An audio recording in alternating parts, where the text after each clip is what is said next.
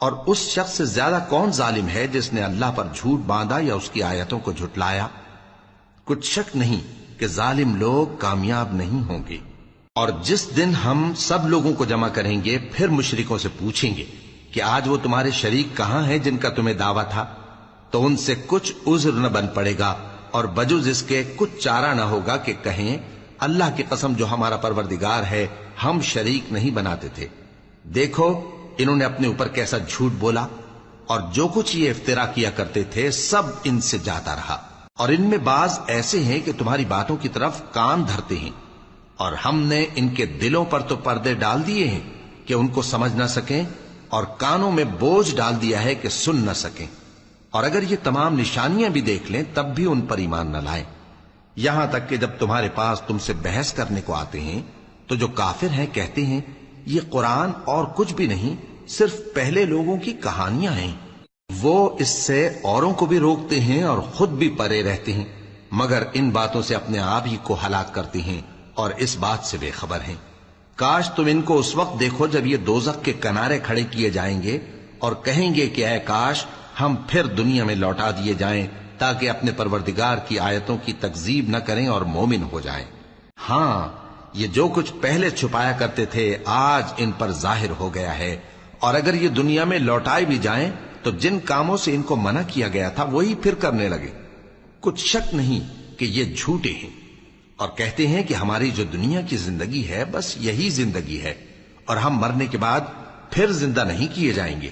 اور کاش تم ان کو اس وقت دیکھو جب یہ اپنے پروردگار کے سامنے کھڑے کیے جائیں گے، وہ فرمائے گا کیا یہ دوبارہ زندہ ہونا برحق نہیں؟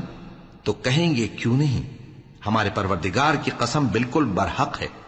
اللہ فرمائے گا اب کفر کے بدلے جو دنیا میں کرتے تھے عذاب کے مزے چکھو۔ جن لوگوں نے اللہ کے روبرو حاضر ہونے کو جھوٹ سمجھا وہ گھاٹے میں آ گئے، یہاں تک کہ جب ان پر قیامت ناگہاں آ موجود ہوگی تو بول اٹھیں گے کہ ہائے اس کوتاہی پر افسوس ہے جو ہم نے قیامت کے بارے میں کی، اور وہ اپنے اعمال کے بوجھ اپنی پیٹھوں پر اٹھائے ہوئے ہوں گے۔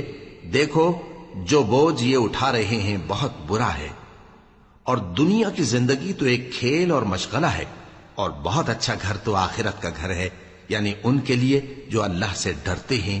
کیا تم سمجھتے نہیں؟ ہم کو معلوم ہے اے نبی کہ ان کافروں کی باتیں تمہیں رنج پہنچاتی ہیں، مگر یہ تمہاری تکذیب نہیں کرتے بلکہ ظالم اللہ کی آیتوں سے انکار کرتے ہیں۔ اور تم سے پہلے بھی پیغمبر جھٹلائے جاتے رہے تو وہ تکذیب اور ایذا پر صبر کرتے رہے، یہاں تک کہ ان کے پاس ہماری مدد پہنچتی رہی، اور اللہ کی باتوں کو کوئی بھی بدلنے والا نہیں۔ اور تم کو پیغمبروں کے احوال کی خبریں پہنچ چکی ہیں تو تم بھی صبر سے کام لو۔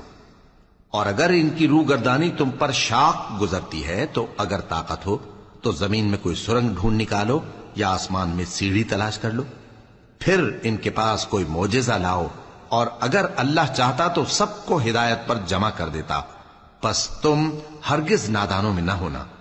بات یہ ہے کہ حق کو قبول وہی کرتے ہیں جو سنتے بھی ہیں، اور مردوں کو تو اللہ قیامت ہی کو اٹھائے گا، پھر اسی کی طرف لوٹ کر جائیں گے۔ اور کہتے ہیں کہ ان پر ان کے پروردگار کے پاس سے کوئی نشانی کیوں نازل نہیں ہوئی؟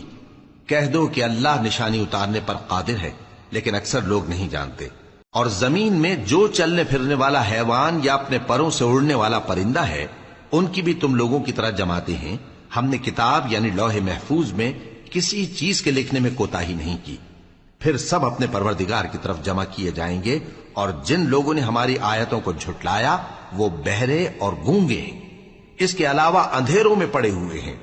جس کو اللہ چاہے گمراہ رہنے دے اور جسے چاہے سیدھے رستے پر چلا دے۔